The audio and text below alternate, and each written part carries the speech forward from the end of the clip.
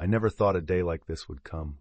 One morning, out on the very land I'd spent my whole life tending, I heard whispers, colder than the winter wind. Not from a stranger, from the son I'd cradled and worked so hard to raise. Dad is nothing but a burden now. Let him rest. We need to think about expanding the farm. We can't have him sticking his nose into everything. His voice was low, but clear enough to cut straight to my ears. I froze on the doorstep, my hands still caked with soil from working the garden. Standing there, I heard my daughter-in-law's agreement. A quiet sigh, then those sharp, whispering words. I think so too. He's old. Let us handle it. After all, an old man can't do much. Worse, keeping him here will just cost us more. Each word landed like a blade across my chest. I'm used to the aches in my joints when the weather turns, but that pain was nothing compared to being cast aside by my own blood. I didn't go in. I stood silently on the porch, listening to them plan as if I were nothing more than a shadow, an extra piece of furniture in my own house. The very house whose bricks, planks, and beams were soaked with my sweat. Some say old age is a time to rest, to watch your children carry on, to listen to laughter instead of lashings. For me, old age arrived like a sentence handed down by my own family. I turned my back and stepped out into the wide yard, looking over the fields. Rows of corn stood straight in the sunlight. Cattle grazed lazily. A rooster crowed in the distance. Everything outside was peaceful. Inside me, a storm was gathering. Sometimes I wonder, if my wife were still alive, could she have borne to hear this? She's been gone many years now, leaving me to shoulder everything alone. I promised to keep this farm, to keep this family together. And now, my son treats his mother's lessons like a breeze, while my daughter-in-law looks at me like an unnecessary expense. I walked slowly toward the stable, where memories linger. Every hoofprint, every whinny of the old horse I'd raised since my youth reminded me who I once was. I am not a burden. I am the one who built this livelihood with my bare hands. Yet now I've been shoved aside, like a tool that's worn out. I sat down on the old wooden chair by the stall, my head swimming with chaotic thoughts. Anger, yes. Pain, more than that. But deeper than both was a cold, clear resolve. If they consider me a burden, then I'll show them what it means to truly bear a load. For the years I have left, I will not be buried in fake pity. I will watch quietly. I will prepare quietly. And one day my son will understand that the shadow of a father is not something you erase easily. But that is tomorrow's story. Today I sit here beneath the sinking sun and tell myself, this story is not over. It has only just begun. I remember the very first day I set foot on this land. Back then, it was nothing but wild grassland, littered with stones and weeds. No one believed I could turn it into a place to live, let alone transform that barren soil into fields of abundance. But I believed. I believed with all my youth, with calloused hands, and with the love of the woman who stood beside me, my wife. She never once complained, even when her hands bled from pulling soil, even when her back bent under the scorching sun. Once, as I looked at her rough, worn hands, my eyes filled with tears, and I swore I would build a home worthy of her and the child we were about to welcome. She only smiled, placed that hand over mine, and said, "We will do it together." And we did. The first years were brutally hard. I woke before the rooster crowed and worked until the sun disappeared behind the far-off mountains. Every seed I sowed, every drop of sweat I shed was a promise that tomorrow would be better. My son grew up in that scarcity, but also within the boundless love we poured into him. I still remember those nights when my wife sat by the oil lamp mending clothes while I repaired farming tools, and our son slept peacefully in the wooden cradle I had built with my own hands. Strangely enough, those days of poverty were the happiest of my life.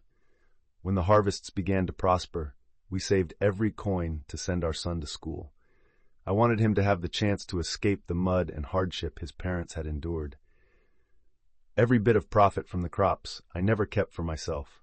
I invested in his future. I believed that if he studied, if he gained knowledge, he would cherish his parents' sacrifices, and he would carry on this farm.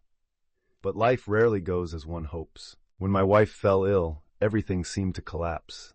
I sold the cattle, piece by piece, even small patches of land around the farm, just to pay for her treatment. My son was away at school then, rarely coming home.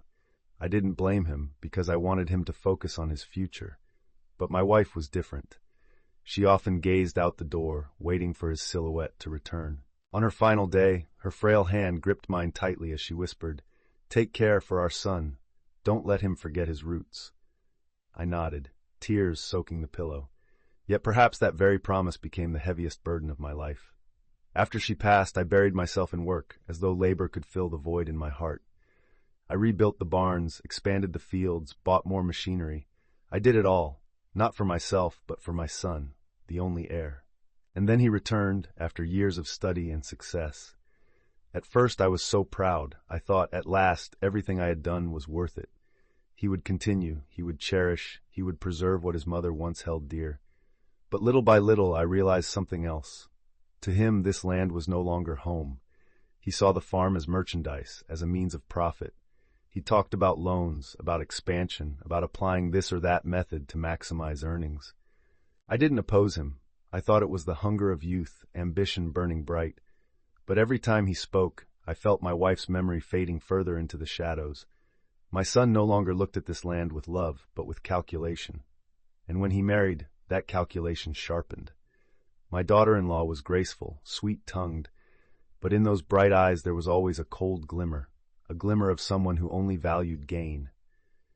Now, looking back, I see it was all foretold. Only I, the outdated old fool, still clung to the hope that this home would keep its warmth. The memories close, and I open my eyes to the vast farm under the evening light. The son I once placed all my faith in now sees me as a burden.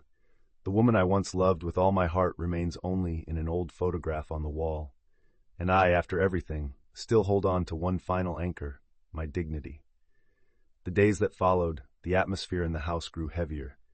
There were no more evenings with the family gathered around the table, laughter filling the room. Instead, there were hushed meetings between my son and daughter-in-law, the exchanged glances that always left me out. At first, I tried to ignore it. I told myself young people think differently now. They have bigger ambitions. Maybe they would do things I never dared to imagine. But with each passing day, my doubt only deepened. One afternoon, while I was out inspecting the cornfield, I heard a car pull into the yard. A well-dressed stranger stepped out carrying a thick folder. Before I could ask, my son rushed out to greet him, unusually eager. They spoke in the parlor with the door shut. I stood quietly outside and caught fragments. Loan, scale up, mortgage the land. My legs went weak. Mortgage the land? This ground isn't just an asset. It's my blood and sweat, the sum of a lifetime, the last promise I made to my wife. Yet they were turning it into numbers on a contract. That evening I asked him straight out, "What are you planning to do with the farm?" He looked at me with eyes that no longer held the respect they once did. "I want to grow it, Dad. The way you do things is outdated. If we don't borrow to expand, we'll be left behind." I stared him dead in the eye. "Do you understand that once you sign for a mortgage, you can lose everything? This isn't just land. This is family." He frowned and snapped. "Family has to eat, has to get rich. You go on about tradition and memories. Do memories put food on the table? Do they pay the bills?" My daughter-in-law chimed in softly but coldly. "He's old, Dad. Let us handle it. You should rest. Don't worry so much." I could see the look they exchanged. Agreement in calculation, impatience with me, the old relic they thought they could discard. I kept my silence, though my heart churned. From that day on, I was pushed out of every decision. My son delegated work to hired hands and ignored my advice. My daughter-in-law skillfully used my weak health as an excuse to keep me from doing any heavy work. I was stripped of my role, from owner to guest in my own home. Once I overheard them arguing inside. "If he's still here, it'll be hard. He always objects, clinging to the land. We'll find a way. He's old. He can't resist forever." Those words were like fire poured into my chest. I wanted to shout, to smash everything. But when the door finally opened, I only sat there, staring into the distance like a helpless old man. Tension peaked one evening when they spread the contract across the dining table and asked me to sign, to mortgage the entire farm. "We just need your signature, Dad. We'll have the capital. Trust me, this is the only way to grow," my son said, half pleading, half commanding. I looked at the paper, the dense lines, the cold clauses. My hand trembled as I set the pen down, but then I looked up and said firmly, "No." The room froze. My son's face flushed, his hand clenched into a fist. My daughter-in-law pressed her lips together, her eyes full of contempt. "You're selfish, Dad," he growled. "You've had your years, you've enjoyed life enough. Why not think of us, of your grandchild's future?" I forced a bitter smile. "You call that the future? A future built on borrowed numbers, on selling away the roots of this family? If your mother were still alive, she'd be heartbroken." That line silenced them for a moment, but the silence soon widened into an irreparable gulf. From that day on, we stood on opposite banks, no longer father and son, but adversaries.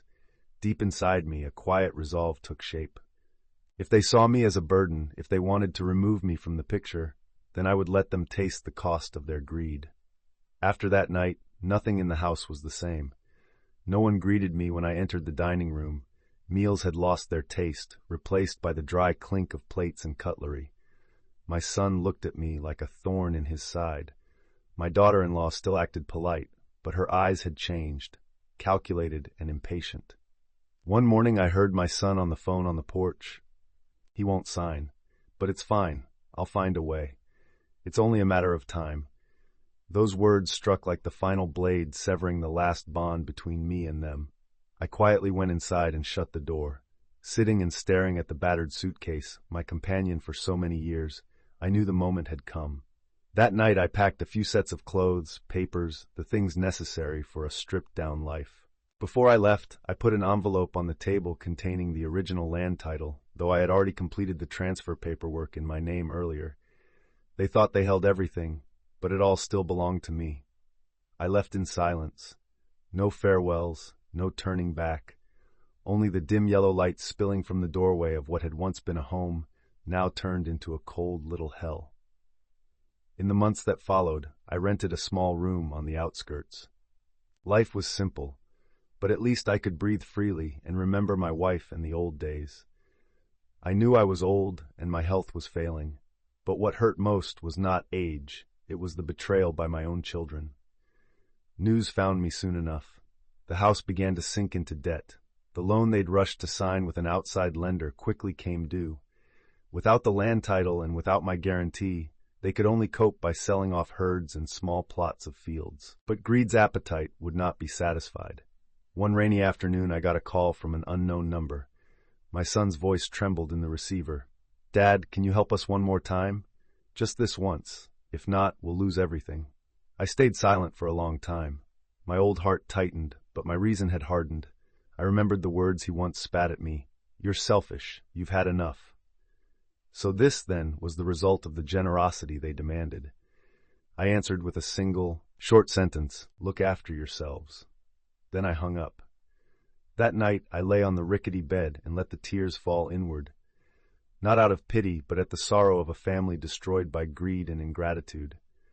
I had tried to preserve the land, to keep the house as a legacy, but those I loved chose to tear it apart. The last I heard, the bank foreclosed on the farm. My son and daughter-in-law had to leave and work elsewhere. The house that once rang with laughter stood as a ruined shadow in the fields. As for me, I lived out my remaining days in that small room. No wealth, no family gatherings, but at least I kept a measure of dignity. A bitter ending, but the only choice I had to hold on to what was left of my soul.